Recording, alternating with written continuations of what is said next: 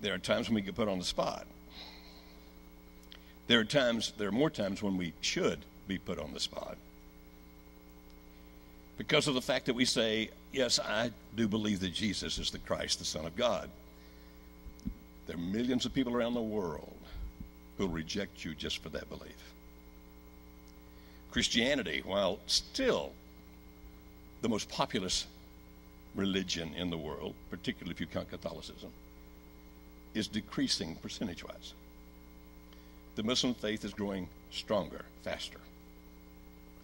There are other kinds of faiths all over the world. There are people who are Buddhists and Rastafarians, and there are a tremendous number of people in Europe and an increasing number of people in America who just have no religion at all, who are agnostics, some of whom even claim to be atheists.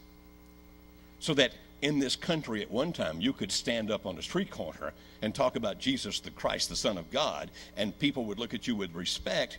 It is rapidly becoming that if you just say, I believe that Jesus is the Christ, the Son of God, people cock an eyebrow at you. And if you go on to say, and I believe that there are certain things we should do, certain principles by which we should live because we follow Jesus the Christ, that they're going to begin to reject you. And I'll guarantee you, even before I die, it's going to take a lot more faith to stand up and be a Christian than it does now, in terms of faith to overcome fear, is what I mean. So what about it? I know what my Father wants me to do, but I have this inner conflict because I dread what's going to happen to me. I was talking to a group of pastors recently, and they said the biggest problem in our churches is that we tend not to do anything because we're afraid of the negative consequences, either the negative consequences from those in the world or the negative consequences from those in our church. And because we're so afraid of the negative consequences, they're not fighting, they're not fleeing, they're freezing, they're just shutting down. So, what about us as a church?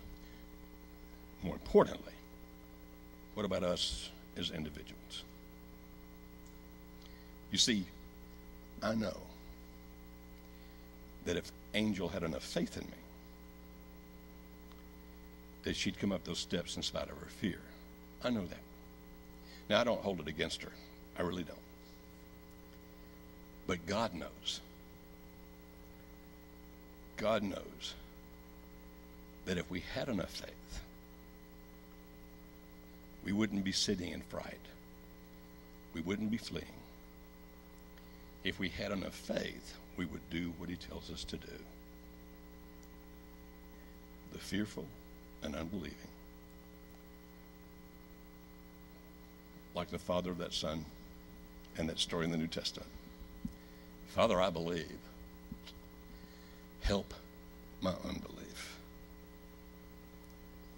And as your faith grows, you will overcome the fears. Which fear? Maybe the one you're thinking about right this moment. Maybe that one. Just as